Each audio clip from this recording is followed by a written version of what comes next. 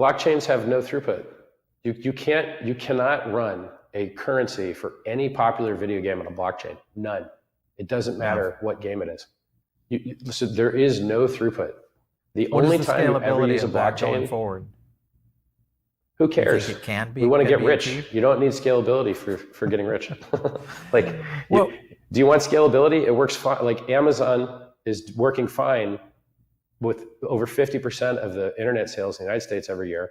Yeah, but Amazon doesn't work fine until it got to scale. You know, Amazon was selling books. It wasn't working fine. You know, that it only became sentient when scalability leveraged in to become the most dominant retailer on the planet. I'm happy to replace Amazon with any other successful tech company. Exactly zero of them use the blockchain. It's not necessary. It's irrelevant to them. They don't need censorship resistance. Wasn't needed. No, they just don't need censorship resistance. You don't need blockchains are only useful for censorship resistance. They don't need it. No one's trying to censor your database records. Your inventory, put it on the database. No one's trying to censor it. Let's go back in. Okay, good. We've. Let's go back in. NIST has a flow chart that's like, do you need a blockchain? No. Yeah, and that's the end of the flow chart.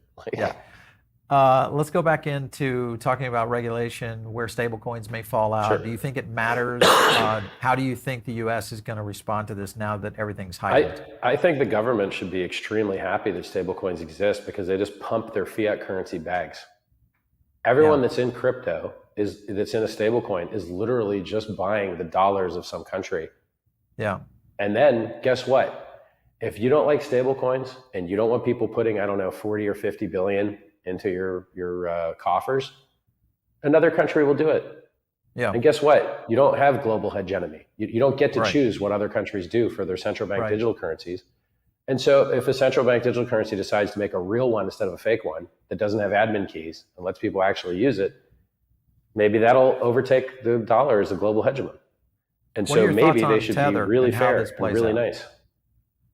I mean, Tether's offshore, and offshore leaves you with, in general, more counterparty risk. Yeah. USDC is onshore. In general, less counterparty risk. But it depends on what your attack vector is. Yeah. It depends on what your attack vector is. You know. Well, your attack vector. If you're Iranian, I don't know which one's better. Probably neither of them. For most of the financial global markets being led by the three countries of the world, obviously US, UK, to some extent China, maybe Russia.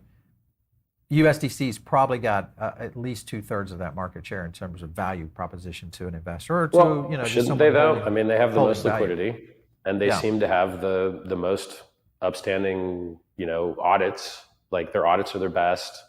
Their licensing is the best. The companies they work with are the largest. They're in the States. So what do you make of this Binance proof of reserve removed from their auditor site? Do you think there's anything there? Do you care what an auditor you've never heard of says? Heard of.